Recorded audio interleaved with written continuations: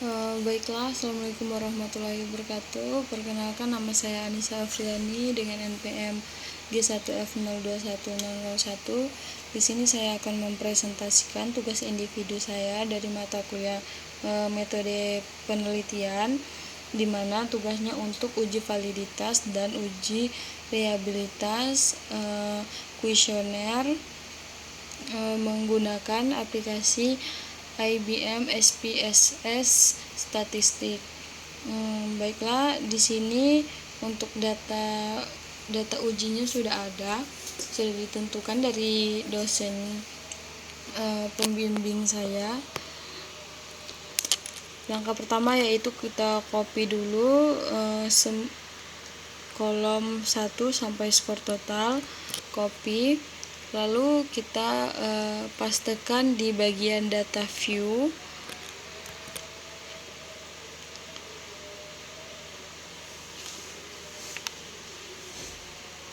Nah, untuk nama kolomnya akan kita ganti. Untuk menggantinya kita pindah ke variabel view, blok namanya, lalu Ctrl F untuk mengganti nama kolomnya.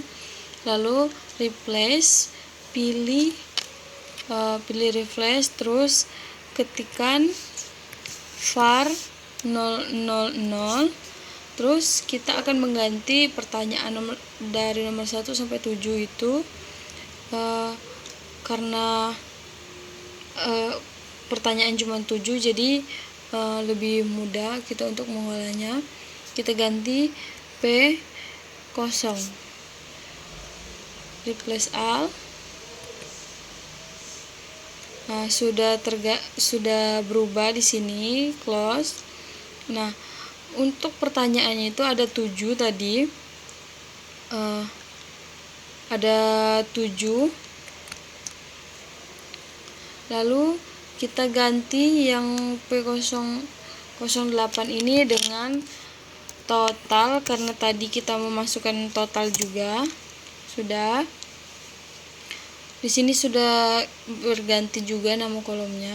Nah, untuk selanjutnya itu menguji validitas dari tabel ini. Yang pertama ada 2 dasar pengambilan uji validitas. Yang pertama itu membandingkan R hitung dengan R tabel. Yang kedua yaitu melihat nilai signifikasi. Nah, kita akan menggunakan dasar pengambilan uji yang pertama, yaitu membandingkan nilai R hitung dengan R tabel, di mana jika nilai R hitung lebih besar dari R tabel, maka hasilnya dinyatakan valid. Nah, sebaliknya jika R hitung lebih kecil dari R tabel, maka hasilnya tidak valid. Untuk mengetahui R hitung dan R tabelnya, di sini sudah ada tabelnya. Untuk menghitung R tabelnya, kita menggunakan 20 tabel tadi. Maka di sini kita pilih yang ke-20. Untuk nilainya yaitu 0,444. Maka nilai R hitung ini harus lebih besar dari 0,444. Untuk menguji validitas, kita pindah ke analyze, pindah ke correlate, terus bivariate, akan muncul seperti ini. Lalu kita pindahkan semua kolom ke variabel.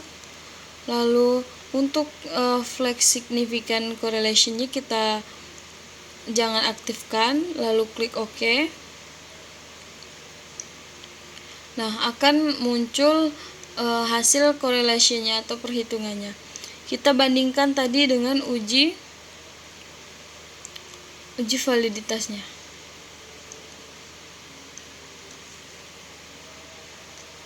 Ini tadi. Nah, untuk uji validitasnya tadi, R hitung lebih besar dari R tabel, sedangkan R tabel di sini 0,444. Kita lihat untuk pertanyaan yang pertama, totalnya 0,886 lebih besar dari 0,444. Yang pertanyaan kedua 0,840 lebih besar juga. Terus untuk pertanyaan ketiga lebih besar. Untuk pertanyaan keempat juga lebih besar dari 0,44. Pertanyaan kelima juga lebih besar. Pertanyaan keenam 0,526 lebih besar dari 0,444. Pertanyaan ketujuh 0,499 beda tipis tapi lebih besar dari 0,44. Nah, karena semua pertanyaannya nilai person correlation-nya lebih besar dari 0,444, maka ini dinyatakan valid. Nah, untuk cara kedua yaitu melihat signifikasi. Nah, pada signifikasi ini, jika nilai signifikasinya lebih kecil dari 0,05, maka dinyatakan valid. Tetapi sebaliknya, jika nilai signifikasinya lebih besar dari 0,05, maka tidak valid. Nah, kita lihat pada pertanyaan yang pertama, signifikasinya ini nilainya 0,001, di sini lebih kecil dari 0,05, maka dinyatakan valid.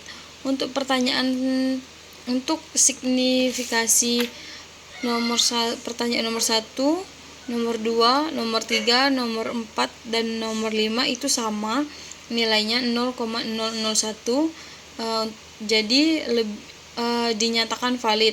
Nah, untuk nomor 6 nilainya signifikasinya 0,017, lebih kecil dari 0,05, masih valid. Pertanyaan nomor 7 hasilnya 0,025, masih lebih kecil dari 0,05. Nah, untuk dari melihat nilai signifikasinya, pertanyaan dari nomor 1 sampai nomor 7 dinyatakan valid karena nilai signifikasinya lebih kecil dari 0,05 semua.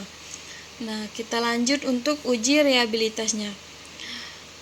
Untuk uji reabilitasnya, kita pindah lagi tadi, masuk ke analis tadi lagi, pilih skala, terus pilih ke reliability analysis.